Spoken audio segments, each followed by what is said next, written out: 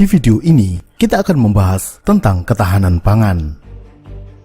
Mungkin kalau kita bicara pertahanan negara, kita hanya membayangkan tentang pasukan atau tentara serta persenjataan-persenjataan canggih untuk melawan musuh yang menyerang. Tapi, ada satu hal yang sangat penting dalam pertahanan yang tidak boleh kita lupakan, dan hal ini sangat vital, yakni ketahanan pangan.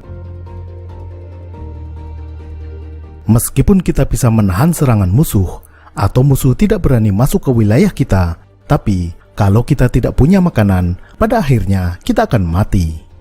Dalam keadaan perang, kita juga tidak bisa sepenuhnya mengandalkan impor. Kapal-kapal dagang dari luar akan berpikir 1000 kali untuk masuk ke wilayah yang sedang berperang. Jadi, kita harus bisa menghasilkan sendiri bahan pangan yang cukup untuk memenuhi kebutuhan secara nasional. Mari kita lihat apakah Indonesia mampu memproduksi bahan pangan pokok bagi rakyatnya, terutama adalah beras. Secara umum, makanan pokok rakyat Indonesia adalah beras. Meskipun ada sebagian kecil yang makanan pokoknya bukan beras, misalnya jagung, sagu, ubi, atau indomie. Tapi, persentasenya sangat kecil. Jadi, kita hanya akan fokus membahas beras. Rujukan data kita adalah ini.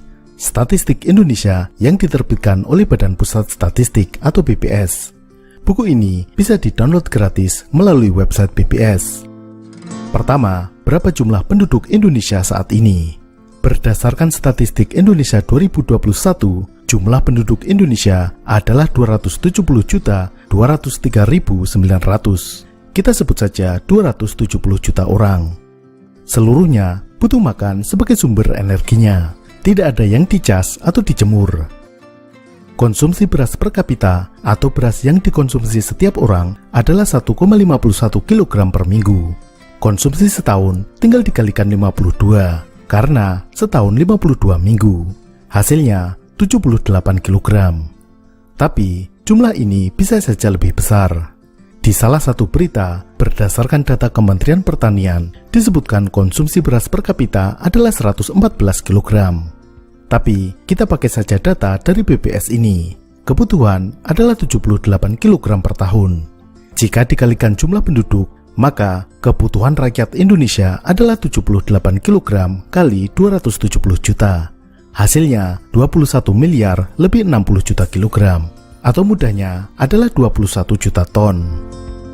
Apakah Indonesia sudah bisa memenuhi kebutuhan ini? Mari kita lihat data berapa luas lahan pertanian dan jumlah produksi padi di Indonesia.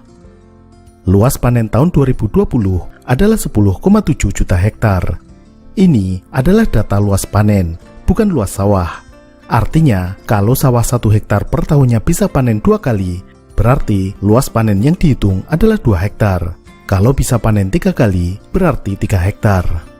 Sedangkan jumlah produksi nasional tahun 2020 sekitar 55 juta ton.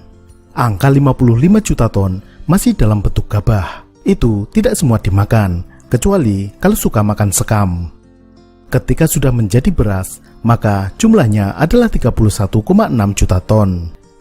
Dari data ini, maka seharusnya Indonesia masih bisa memenuhi kebutuhan beras secara mandiri atau swasembada pangan. Ada surplus sekitar 10 juta ton. Tapi nyatanya, ini agak berbeda dengan realitas di lapangan. Kenyataannya, Indonesia masih mengimpor beras dari beberapa negara, misalnya India, China, Vietnam, dan lain-lain.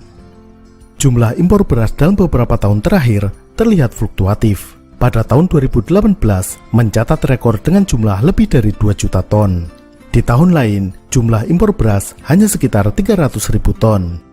Jika dirata-rata dari tahun 2016 sampai 2020, rata-rata impor beras adalah sekitar 928.000 ton, hampir 1 juta ton. Jadi, mungkin data konsumsi beras yang lebih realistis adalah data dari Kementerian Pertanian yang juga diamini Kementerian Perdagangan. Konsumsi per kapita adalah 114 kg. Dengan demikian, konsumsi beras nasional adalah 30 juta ton per tahun. Dengan produksi per tahun 31 juta ton, masih wajar impor sekitar 1 juta ton untuk mengamankan cadangan beras. Karena beras membutuhkan waktu untuk diproduksi. Beras didapatkan dengan ditanam, bukan didownload. Indonesia pernah mencapai swasembada beras, bahkan mengekspor beras, yakni pada tahun 1984. Tapi itu tidak bisa dibandingkan dengan sekarang, karena tahun 1984 jumlah penduduk Indonesia baru 162 juta jiwa. Saat ini jumlah penduduk sekitar 270 juta, sudah bertambah sebanyak 108 juta dibanding tahun 1984. Mungkin untuk saat ini pemenuhan kebutuhan beras masih relatif aman, tapi yang perlu difikirkan adalah kondisi di masa depan. Kita tahu bahwa jumlah penduduk Indonesia selalu bertambah. Buktinya, lagu Rhoma Irama tentang penduduk Indonesia selalu diupdate. 135 juta. Kurang lebih 200 juta jiwa. 250 juta jiwa penduduk Indonesia. Dari data BPS, laju pertambahan penduduk Indonesia adalah 1,25%. Ini adalah jumlah yang lahir dikurangi jumlah yang mati. Dengan jumlah penduduk saat ini 270 juta, angka 1,25% berarti 3.375.000. Jadi, setiap tahun, rakyat Indonesia bertambah sekitar 3,3 juta orang. 3,3 juta member baru Indonesia ini juga butuh makan. Maka seharusnya, lahan pertanian di Indonesia juga harus ditambah setiap tahunnya. Mari kita hitung berapa kebutuhan lahan untuk setiap orang. Kita pakai angka konsumsi 114 kg beras per tahun. Berarti kalau masih dalam bentuk gabah, sekitar 198 kg gabah kering. Berapa luas lahan untuk menghasilkan gabah sebanyak itu? Dari perbandingan jumlah produksi padi nasional dibandingkan jumlah luas panen, maka rata-rata 1 hektar sawah menghasilkan 5,2 ton gabah setiap kali panen. Karena 1 hektar adalah 10.000 meter persegi, maka luas untuk menghasilkan gabah 198 kg sesuai kebutuhan tiap kepala adalah 380 meter persegi luas panen. Kalau misalnya panen padinya bisa 3 kali setahun, maka luas sawah yang dibutuhkan adalah sepertiganya, yakni sekitar 126 meter persegi. Berarti, satu petak berukuran panjang 10 meter kali 12,6 meter. Gampangnya, lebih luas dari lapangan bulu tangkis, tapi tidak sampai seluas lapangan voli. Jadi, setiap satu orang Indonesia harus ditopang dengan sawah seluas 126 meter persegi. Ini sawah yang saya beli, luasnya 1.200 meter persegi. Jadi, ini cukup memenuhi kebutuhan untuk 9-10 orang. Artinya, saya bisa memenuhi kebutuhan beras keluarga sendiri, dan sisanya masih bisa dijual. Ini bukan berarti bahwa setiap orang harus punya sawah, karena itu juga tidak efisien. Tetapi, Indonesia sebagai sebuah negara harus memiliki lahan sawah yang mampu memenuhi kebutuhan rakyatnya. Dan jika kita tidak mampu membendung pertambahan penduduk, maka kita harus mencetak sawah-sawah baru, bukan justru menghilangkan sawah yang sudah ada. Seandainya ada sawah yang dirubah menjadi pemukiman, pabrik atau jalan tol, seharusnya dibuat sawah baru dengan luas yang sama di tempat lain. Data Kementerian Pertanian, konversi sawah, yaitu sawah yang berubah menjadi perumahan, pabrik, jalan tol, dan lain-lain, mencapai 100.000 hektar per tahun.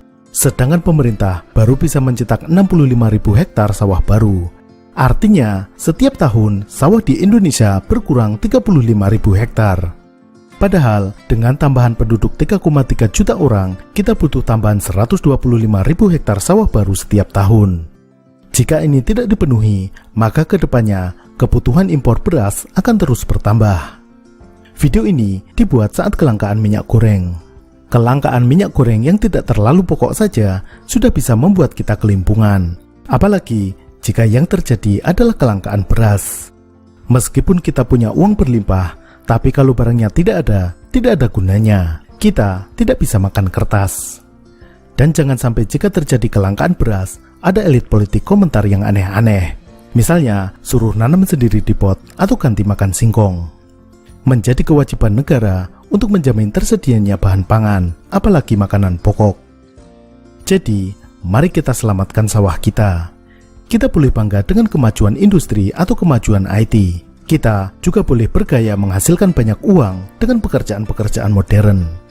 Tapi, pada akhirnya, kebutuhan paling dasar bagi manusia adalah pangan. Dan beras tidak bisa dicetak dengan mesin, apalagi di-download. Sampai jumpa.